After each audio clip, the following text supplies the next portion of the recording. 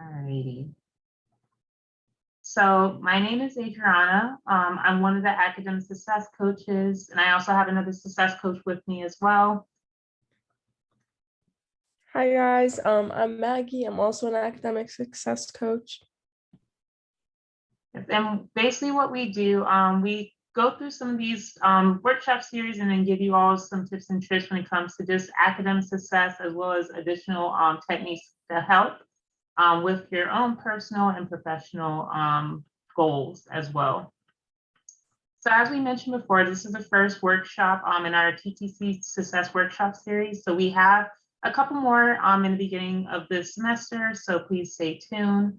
And we'll provide you all towards the end of the presentation our contact information. So the agenda for our presentation today, we're going to go over a little bit about what academic success coaching is.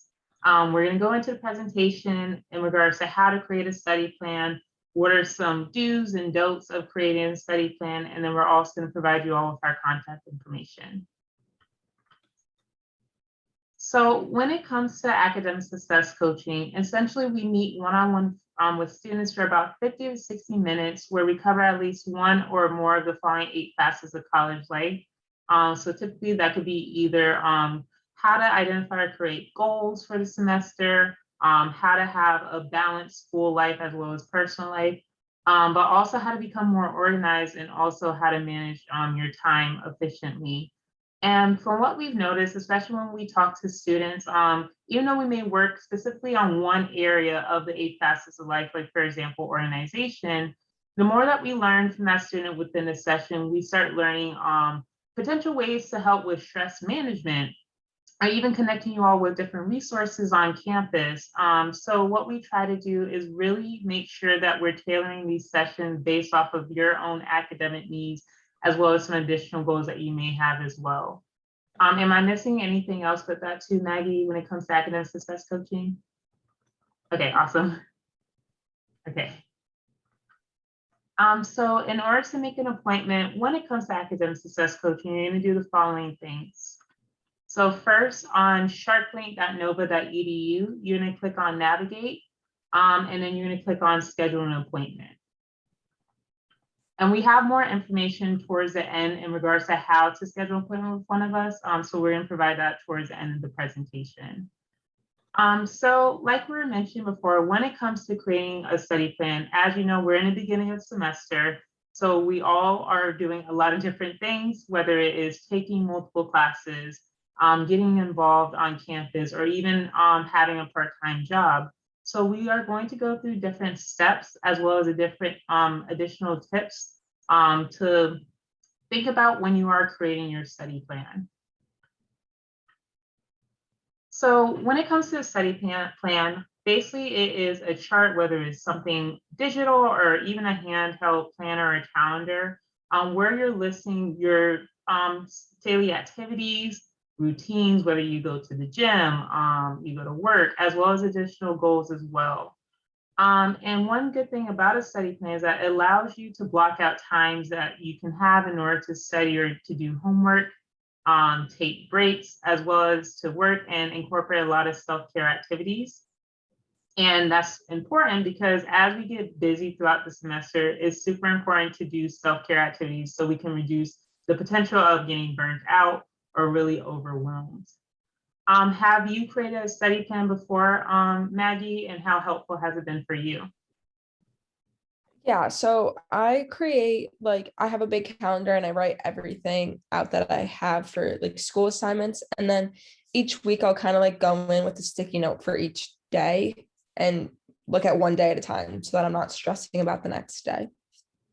Yeah, and that's a really good idea too. I actually do the same thing where I do the sticky notes as well, so I can kind of create my own little to-do list. But I also plan out different activities I have to do throughout the week, like in my own calendar.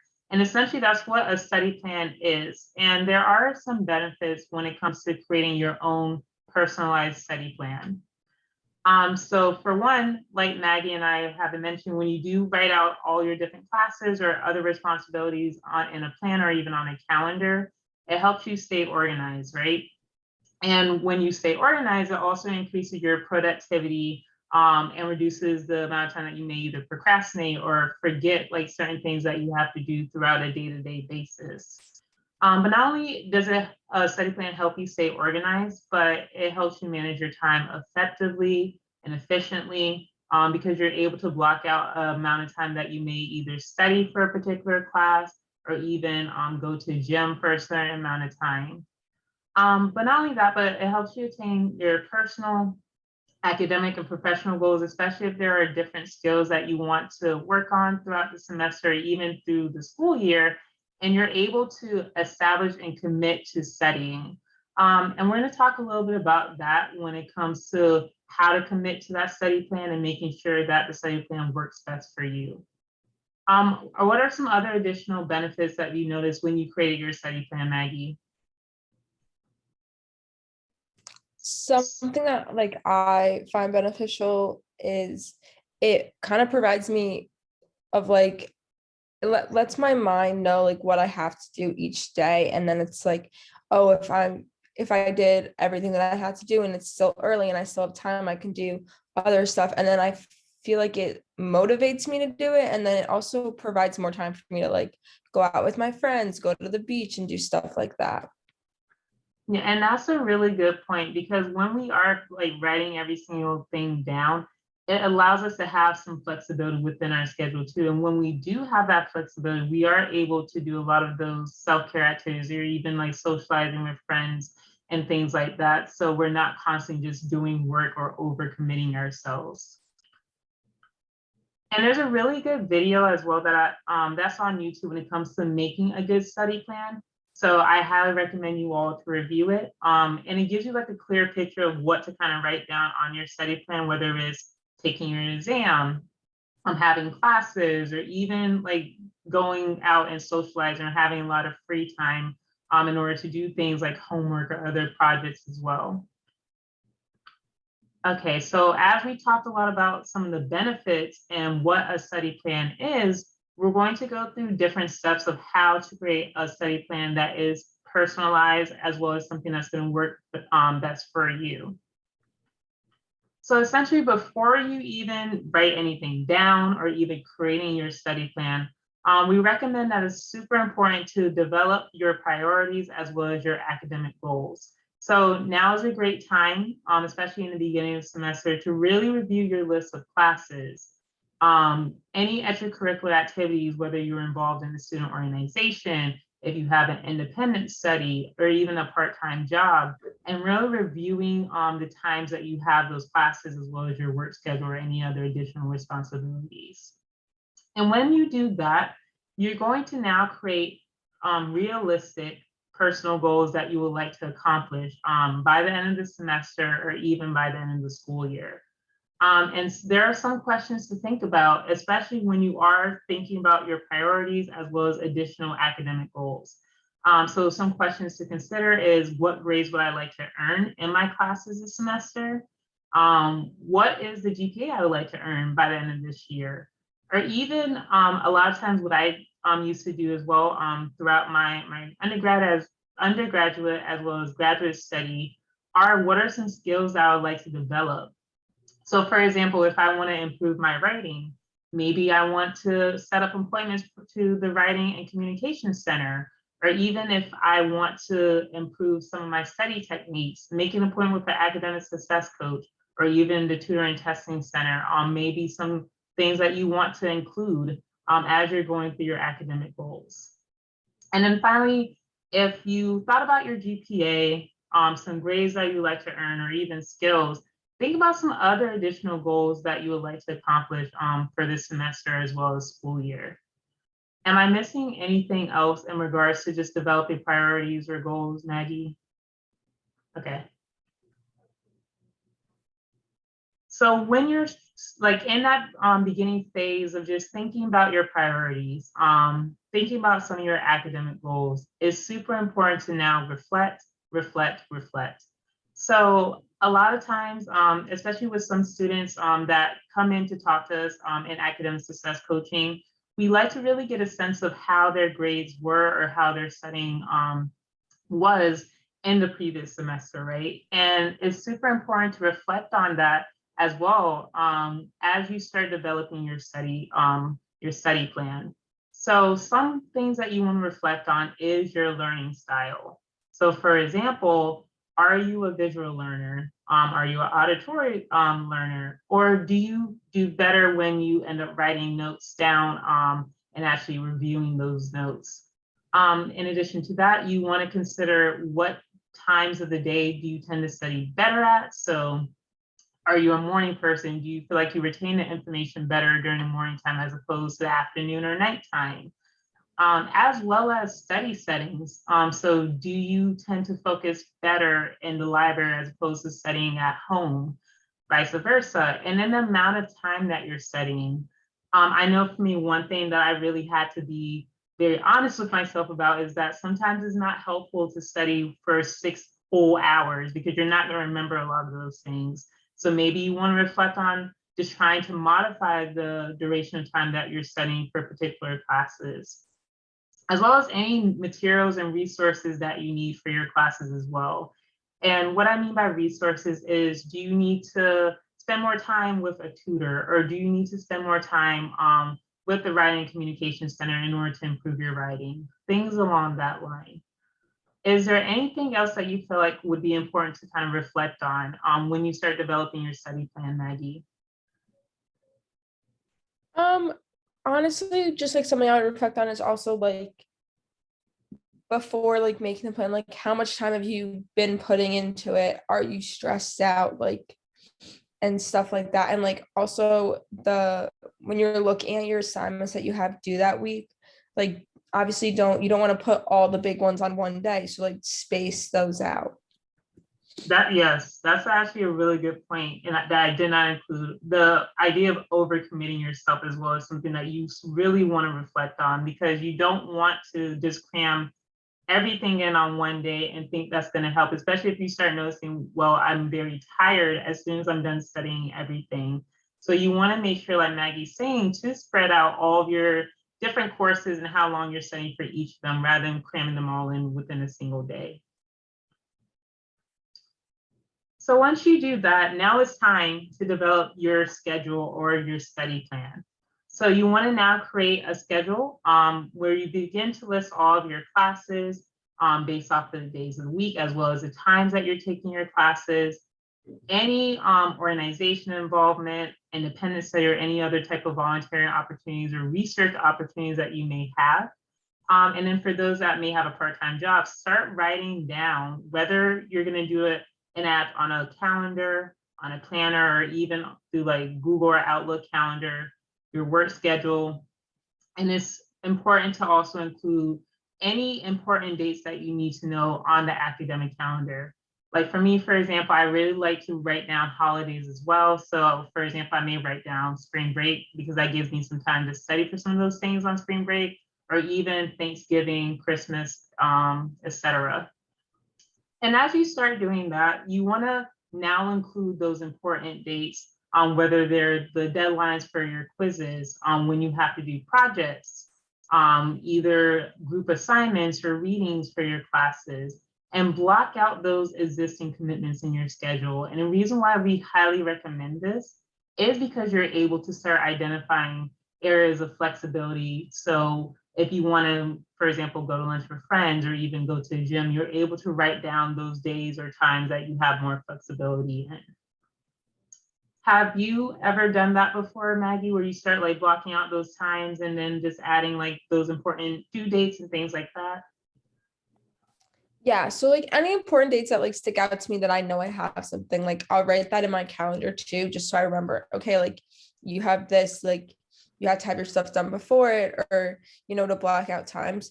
But another like piece of advice while you're developing your schedule that I've run into is keep in mind like it is college, things do change. That's why doing like a schedule like per week helped me more grasp of like, okay, I did this, that, and the other thing. And then it's like, oh, hey, like we want to go grab lunch with friends. And I was like, okay, well, I completed enough stuff that I can take 2 hours out of my day to go get lunch and still like have a college experience and still be active with my friends while staying on top of my work.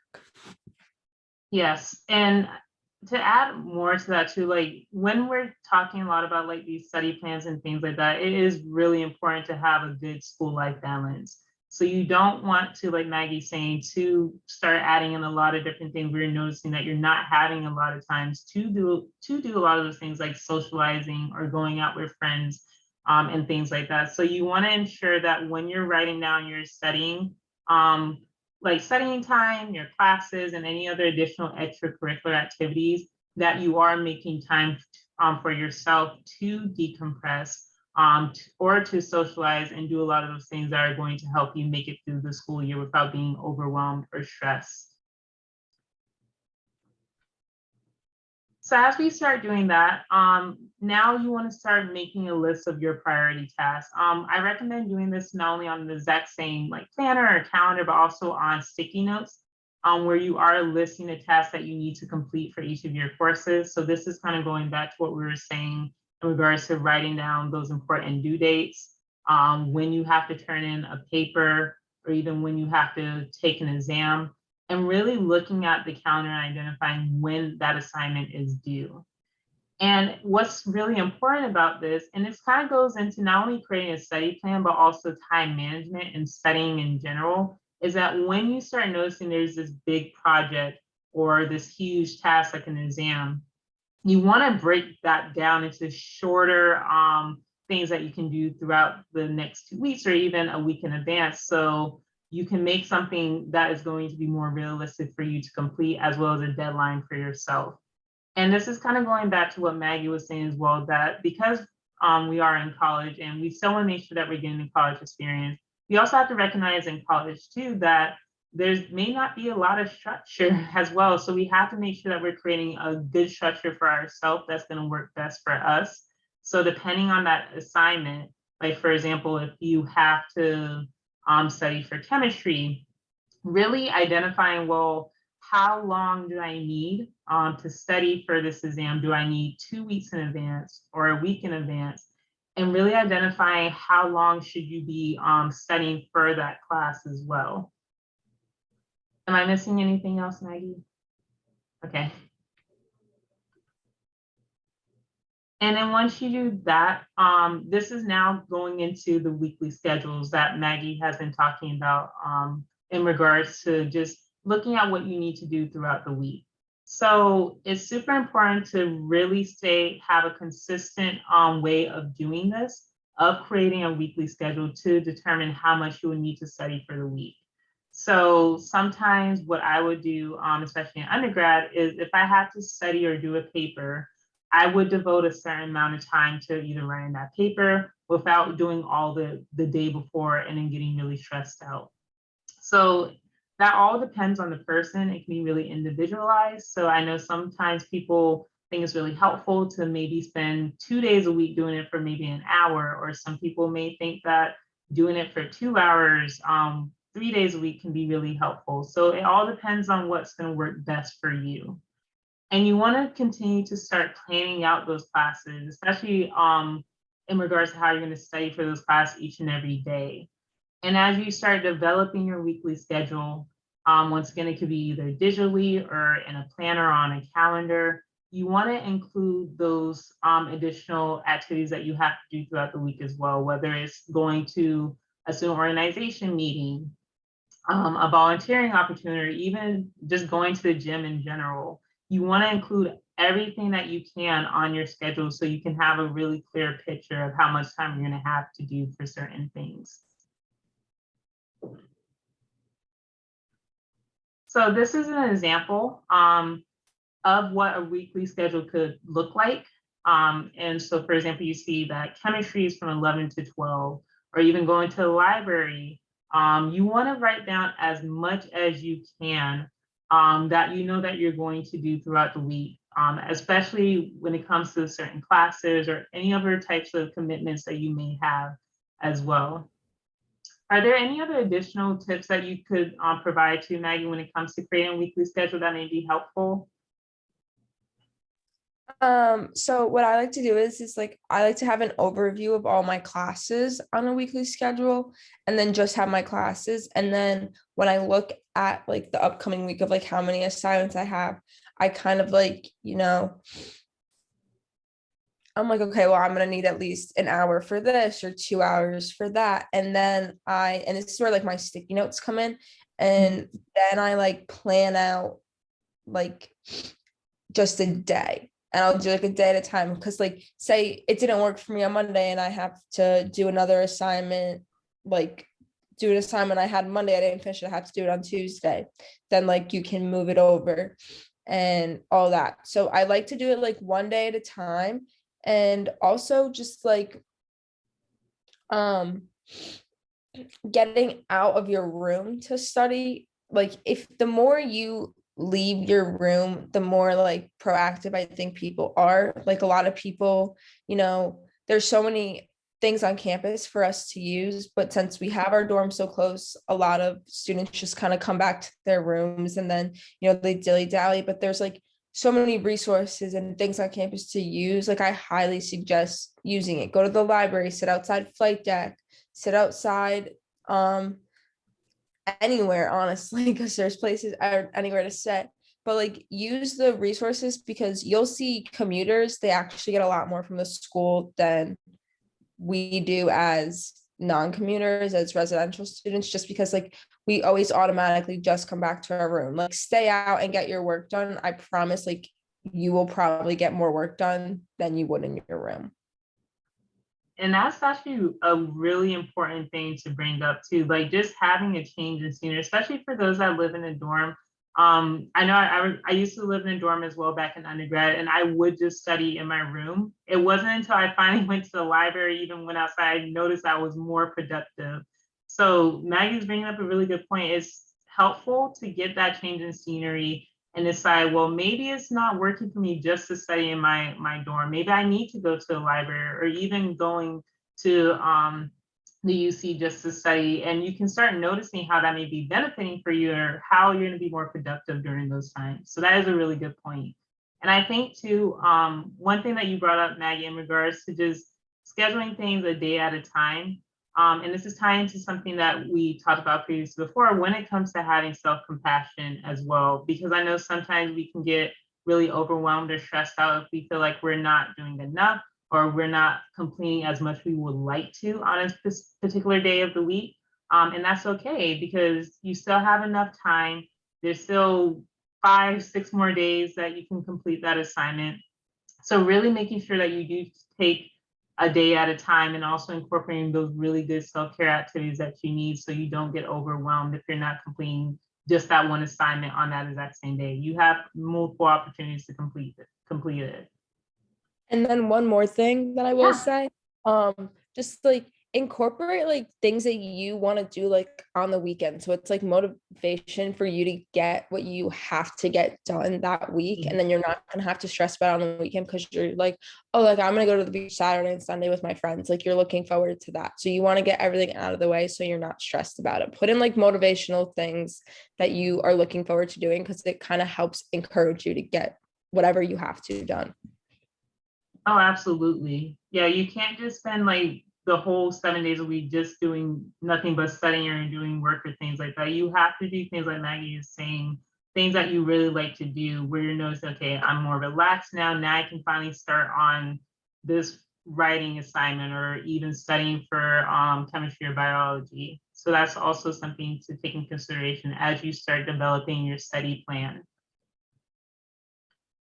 So finally, the last step when it comes to creating a study plan is really just the idea that study plans can change. A lot of times, and what we've been talking a lot about, is this idea that in college things can change very abruptly, and it's hard to predict it. So if you do have to change your study plan, that is okay.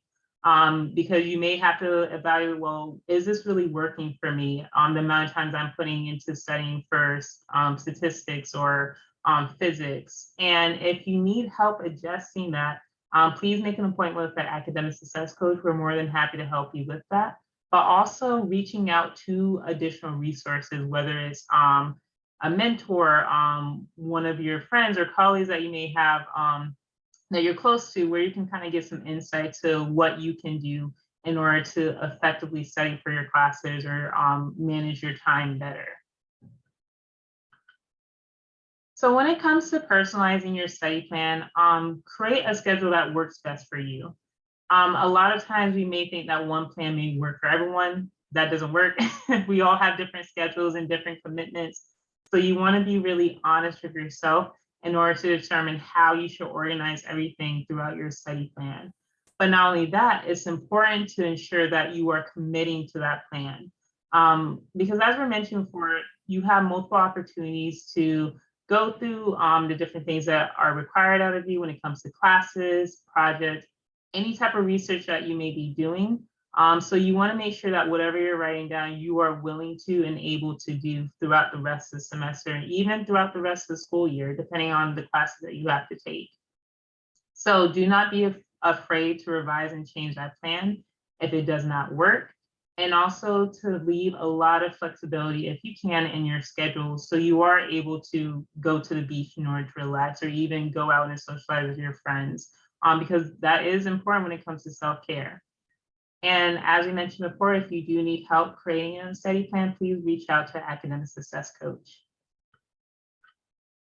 So there's some don'ts as well. So do not, and we've been mentioning this before, please do not cram your schedule with multiple activities and tasks. I've been there, I've done that. I'm sure there's other people that have done that too, where we felt like we could just do everything within a single day. And sometimes that can be very stressful, be very overwhelming, and you get burnt out quickly. So please do not do that on your study plan. Do not forget to write down those important assignments, projects, quizzes, and exams. Because I know, like me, if I don't write it down, I'm not going to remember it. So it's important to write them down as soon as you know when everything's due in the beginning of the semester as you start developing your study plan. And then finally, please do not create unrealistic goals for yourself, especially if they don't align with your priorities, any of the skills that you want to learn for this semester, or just any other goals that you have in mind as you're going through your undergraduate career and now even pursuing job opportunities, even graduate school opportunities. What are some other don'ts that you can think of too, Maggie, when it comes to just creating like a study plan? I mean, just kind of to go with like the don't cram your schedule. Like, if you don't make time for yourself and like what you want to do, like, you're not going to be happy. Your brain's going to be like way overloaded. You're going to be like exhausted all the time. And like, make sure you fit in. Like, here's another thing that's important to finish your schedule: time to eat, because everybody always forgets to eat and they're running from class to meetings to study. That like, make sure you put time in your schedule to actually eat. Yes, yeah, please do that. And because I know unfortunately there are some students I do come with some sessions, academic success coaching sessions, I do ask to find a time to eat and also to get an adequate amount of sleep. So please make sure to write all those things down in your study plan. You don't want to walk around like a zombie because you forgot to eat and you're just doing nothing but work all the time. Please make sure you eat and also have a good amount of sleep. So there are some additional tips as well that we have when it comes to developing your study plan. It's important to take breaks. We mentioned this before, but breaking down your long-term or even larger assignments to smaller ones or short-term goals. Really ensuring that you're holding yourself accountable, especially when it comes to your education, even holding yourself accountable when it comes to studying. Because at the end of the day, you have to do that. No one's going to take your classes for you. You have to make sure that you're doing that in order to keep a good routine for yourself and reach your own personal academic and professional goals. It's super important to continue to evaluate your study plan. If you have to change it, that's fine, or even identify how you can modify it. But in addition to that, really making sure that you're scheduling time for those other activities that Maggie and I have been mentioning, for example, eating, which is super important, going to the beach, or even socializing with friends as well. Are there any other additional tips that I'm missing, Maggie, just in regards to just creating a study plan? Okay. So in summary, creating a study plan is super great, especially when it comes to time management. It increases your productivity as well as making sure it keeps you organized as well. So when you are creating it, it's important to create one that's going to be individualized and personalized for you, and also something that you know that you are willing to and able to commit to. And I keep on saying it, but it's important. So if you need help organizing or creating a study plan, please schedule an appointment with an academic success coach. So for example, I'm available on Wednesdays and Fridays from 9 a.m. to 2 p.m. And Maggie, when are you available for academic success coaching? I'm there on Tuesdays and Thursdays from 10 to 1. Thank you. And we have other really awesome academic success coaches as well. So please schedule an appointment with us. We're here to help you reach your goals too. So with academic success coaching, as we mentioned earlier in the presentation, we meet one-on-one with students for about 50 to 60 minutes. And we really make sure that we tailor that session based off of what you would like to work on, any goals that you want to attain throughout the semester, as well as just long-term goals as well that we can break down to shorter goals. And in order to make an appointment with us, you're going to go on sharklink.nova.edu and click on navigate. You want to click on schedule an appointment. And there's going to be some drop-down boxes. So you want to click on the tutoring and testing center, then click on academic success coaching. Now you're going to click tutoring testing center, schedule appointment that works best with your schedule. You're going to read through the description and confirm it. If you would like reminders via email or by text message, check on those boxes, and then voila, your appointment has been scheduled. So as we're, go ahead. Really quickly, when making an appointment with us as an academic success coach or even tutors, like try to leave a comment as like best what you want to work on, because I know it not only helps us prepare for your session, but like even if you're making with the tutor, like it'll help them to like further prepare and be more ready for your session rather than like wasting like a good 10 minutes of time. Yes, thank you for bringing that up, Maggie. There is a section where you can include comments, so please include something that we can help, even when it comes to I need help with studying or time management. Make sure you include a comment for us so we can be prepared for that too. So as we're approaching the end of the presentation, thank you all so much for coming. This is the first workshop that we have in our TTC Success Workshop series. We have 2 more, one on February 8th when it comes to prioritizing yourself. And then we have a panel March 30th called Creating Your College Bucket Life. So please stay tuned. We do have our contact information here. We're located in the Student Affairs building on the 2nd floor, and our website is right here. So to keep up